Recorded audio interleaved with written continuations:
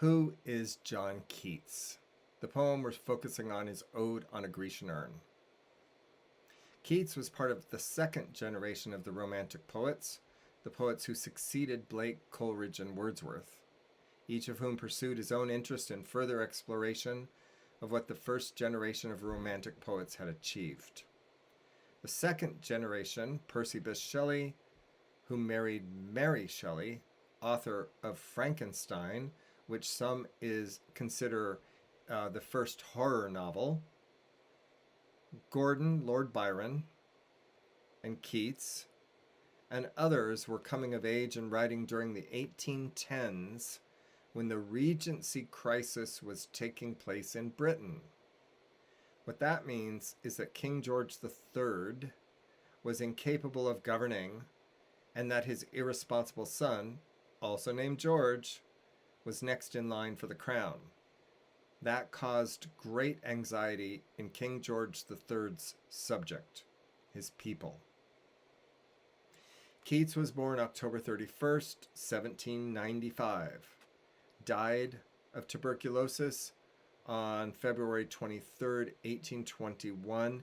He was 26 years old when he died. This dude wrote some of the most famous poems in the English language in a very short lifespan. Not only that, but he wrote his most famous poems in a 9-month period.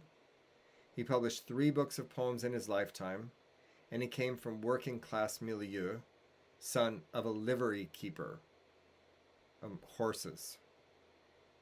He didn't go to a major university. His father died when Keats was 8. His mother died when Keats was 14, and his brother, Tom, whom Keats was close to, died when Keats was 23. All of that suffering he puts into his poems, so he creates something transformative from that suffering.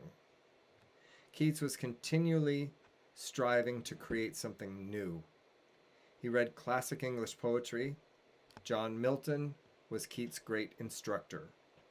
He read Greek myths, both contemporary to his age as well as poets of the past. Out of his self-education came his idea of negative capability, which is an aesthetic or creative impulse to go against the idea of aggrandizement of personal experience, which we relate personal experience to Romantic poetry. Keats was saying instead to efface the poet's personality. In a famous letter dated 21st December, 27th December, he describes negative capability as this way. Several things dovetailed in my mind, Keats writes, and at once it struck me what quality went to form a man of achievement, especially in literature, and which Shakespeare possessed so enormously. I mean, negative capability. That is when a man is capable of being in uncertainties, mysteries, doubts, without any irritable reaching after fact and reason.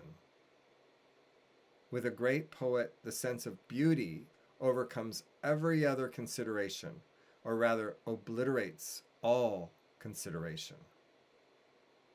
I understand this idea as the imaginative process of creating, which asks artists to divest themselves of what they think they know and place their consciousnesses in things and people around them. Negative capability is a kind of sympathy in which the poet's imagination and the object of that imagination are fused. This fusion experience exists outside of time and produces harmony of the inner-outer life of both the poet and the person taking part in his poem.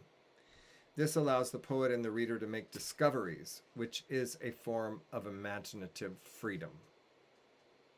Ode on a Grecian Urn is both an ode and an ekphrastic poem. Odes are lyric stanzas that are typically written in praise of or dedication to something or someone that the writer admires.